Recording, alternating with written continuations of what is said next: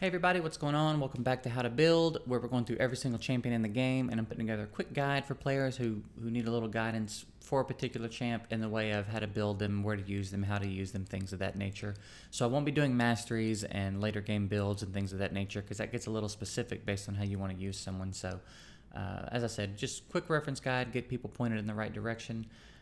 So let's go ahead and look at Flinger. Pretty cool champ. We just did Hurler.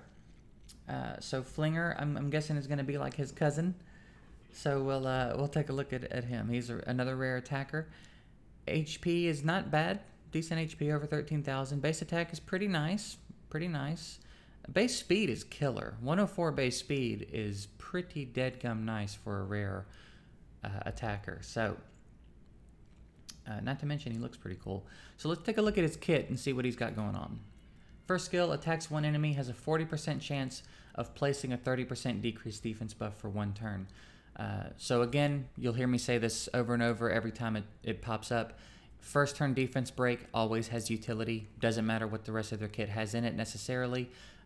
If someone has a first turn defense break, they can be used. That's it. Of course, it's always nicer if you can get the 60% defense break, but 30%, any defense break you can get is nice, and having it on the first skill always gives a champ utility to some extent. So, nice first skill. Second skill, attacks all enemies. Nothing special about it. No debuffs, nothing to worry about there, just damage. So, AoE damage. So this gives him utility in campaign. This gives him utility in dungeons to help with wave clearing, not to mention the first turn defense break, so that when you get to the boss he can put a defense break on the boss. So now he's helping you wave clear and he's helping you kill the boss faster. So looking like we got ourselves another good dungeon champ here.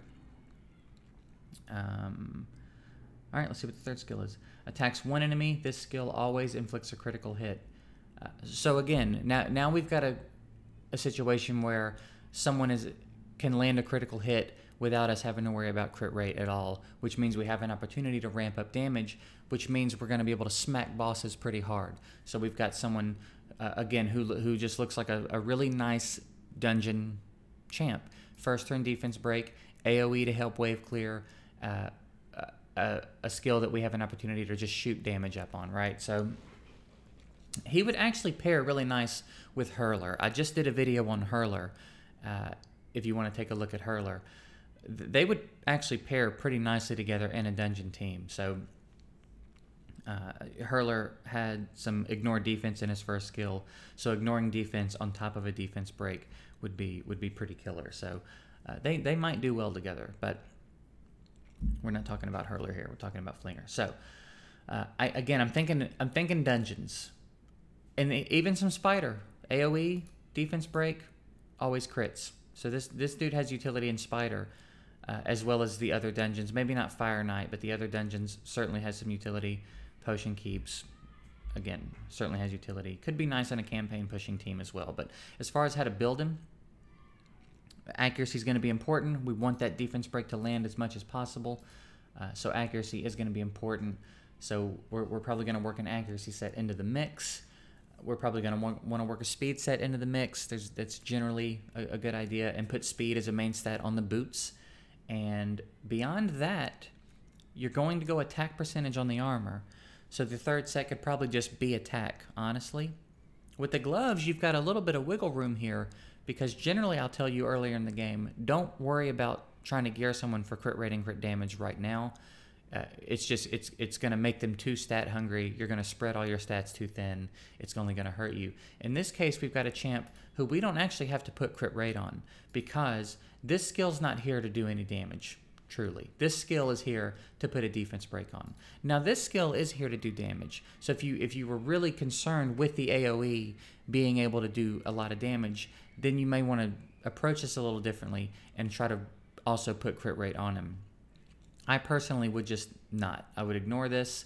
I would let this do damage just based on the attack I have on him. If we got lucky and critted, fine. But really what this would be doing is helping my other damage dealers wave clear to get to the boss quicker. What I would recommend doing is focusing on this skill So we've got speed as a main stat on the boots, attack percentage as a main stat on the armor.